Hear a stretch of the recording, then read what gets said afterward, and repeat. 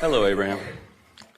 I've heard you say on several tapes, we don't live in an assertive world. We can bring everything to us by our thoughts. There is no assertion. How can I balance wanting to draw everything into my life without having to go into the doing or the being of whatever it is I do?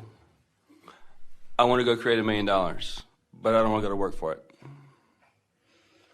Well, your statement is really telling and really important, because what you're saying is, I want $1 million, and I believe that there are ways to get $1 million that I don't want to do.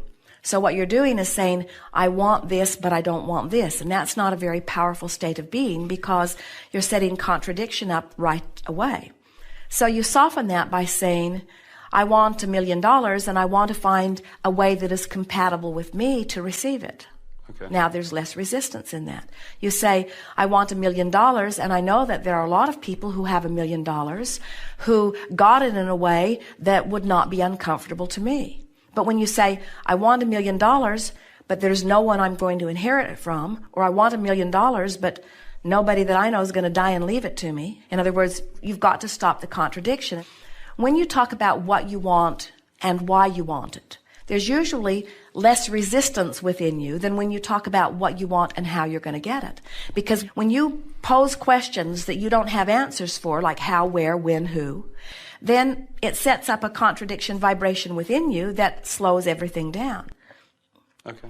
Statements such as, there must surely be many people on this planet today who have $1 million and in excess of it, who at one time were standing right where I am, just wanting it and having no idea how it was going to come. Feel how resistance-free that statement is. Words like faith and trust are so annoying on some levels, but we want to explain to you the value of them, because even though you don't know how or where or when or who, if you know what, and you've talked about why you want it, and you've practiced the thought of it until it's starting to feel very familiar to you, what begins to happen is things that couldn't happen to you now begin happening, and ideas that wouldn't even occur to you now begin to occur to you, and rendezvous with people that you don't have access to now begin to happen. And when your million and many more come to you, you will wonder where it always was. It seems like the resistance is so subtle. It's like it's somewhere in the background of the drama you don't even recognize. We wouldn't call it subtle. Well, maybe that's a good word for it, but we would use a more blunt word. And that is, I've practiced contradictory thoughts so long that they feel natural. Okay. And so when you start imagining having $1 million, and we're going to play here with you for just a little bit, but when you start imagining what that means, and we don't want you to just get $1 million and stop. You're going to want $1 million always at your disposal. You're going to want to spend that and have another on its heels, because we promise you, once you get used to millions of dollars moving through your experience, $1 million won't last you very long. Because you begin to live in a way and your property taxes go way up. You see. So what is it that we are wanting you to trust in? The fact that you can be or do or have anything. How is it that we want you to approach it? Slowly and gently. We want you to be happy with where you are. You have to make peace with where you are. So you can't say, oh, my life is miserable and I have to do all of these things I don't want to do. And boy, if I had $1 million, then I wouldn't do any of these things. Because can you feel how jumbled the energy is? What you're saying is, universe, I'm miserable and unhappy where I stand. Please give me something that will make it better. And the universe says, sorry, we can only give you more things that will make you miserable, because that's the vibe you're offering.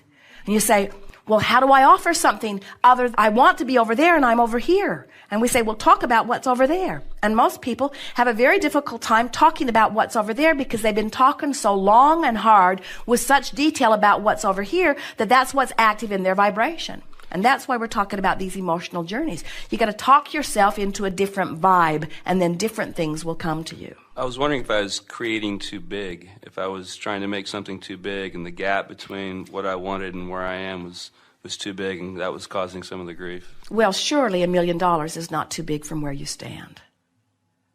That's just not too big. It actually wasn't even $1 million. It's $150,000. The million was just something I made up. Esther was listening to Donald Trump, and she was listening to the words that he chose. And he uses words like, oh, it's a juggernaut. Oh, it's a sure success. Oh, it's the most sensational building that's ever been built. We're building the most beautiful building in Chicago that has ever been built. Oh, this is magnificent. Oh, yes, that person's a friend of mine. And as she listened, she began to realize that he's figured it out. Now, he annoys most of the world. But you know what? He doesn't care. Mm-hmm. He has developed a relationship between what he wants and where he is. Even when what he wanted and where he was were not in the same place, you would not know it to hear him. In other words, he continued to tell the story the way he wanted it to be. And so the universe continues to yield to him. Now, there are all kinds of people that say, oh, he's a braggart. Oh, of course he can talk like that. He's a billionaire. And we say, he wasn't always. He was talking like that, and then he became that, you see. And so you don't have to follow his lifestyle or his personality, but you do have to follow the success principles that he's found. You gotta talk about what you want. You gotta tell it like you want it to be. You can't face reality and have reality change in any way. You've gotta face the parts of reality that you love and fill in the gaps with things that you get from your imagination or from your expectation. And before you know it, you see, so here you are, and you've got a lot of good things in your life which you accentuate and talk about and appreciate and make lists of. So you make lists of positive aspects, and you get on rampages of appreciation, and you look for good wherever you see it, and you feel good as much as you can. And then you have goals that you don't know how you're going to achieve. So then you fill those in with imagination and visualization and pretending. And then as you start doing that, you'll have a dream about it that makes it feel more real. Or you'll meet somebody that's really living that way. Or you'll turn on the television and somebody will be talking just like you've been imagining. Or you'll pick up a book, or you'll hear another interview. In other words, the universe will help you to rendezvous with whatever the vibration is that you've finally achieved. And little by little, you just work yourself in to where you've filled in the gaps that you're not now living with your vibration as you've used your imagination. The universe does not know the difference between someone who has $1 million and someone who just feels like they have $1 million. And when you feel like you have it, your vibration is such that law of attraction must line you up with things like that. And that's true whether you're talking about relationships, whether you're talking about building of empires, whether you're talking about attracting people to help you in your business. It doesn't matter what it is. You've got to find the vibration of it, and you've got to practice the vibration of it until the vibration of your desire supersedes the vibration of doubt. And when the vibration of your desire supersedes your vibration of doubt, bam, it happens. And then you say, where have you been? You say, I knew you were coming. I could feel you. At first, I just felt hopeful that you'd be there. But eventually, I started really trusting that you'd be there. And then, not very long ago, I knew you'd be there, and there you are. But the things you want can't come until you achieve that knowing. And that knowing doesn't come easily because you've been practicing not knowing. You're often not willing to admit how you feel because you're worried about what somebody else might say about how you feel. So you really have to get to the place where you don't talk so much to people who don't understand. And you talk to those who do understand. Or you just keep your own counsel. Jerry wrote a paper years ago that said, keep your ideas to yourself until they are fully developed, because he saw so many people that he was counseling in business who he would see become on fire with an idea. But it was a new idea to them. And they hadn't practiced it long enough that it was dominant within them.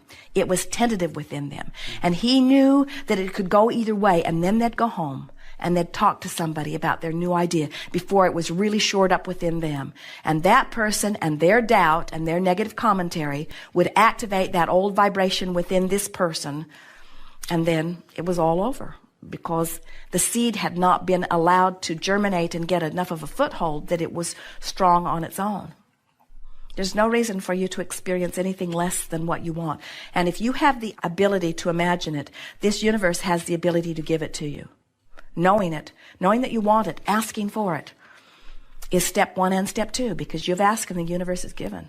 Now you just have to get out of the way. One more thing we want to say to you. We think that when you say you want it but you don't want to work for it, we think that's where your cross purpose is, because you don't like doing the things that you think you're going to have to do in order to get it, but you don't believe you can get it otherwise. So that's where the contradiction is. So what you're literally saying to the universe is, do this impossible thing.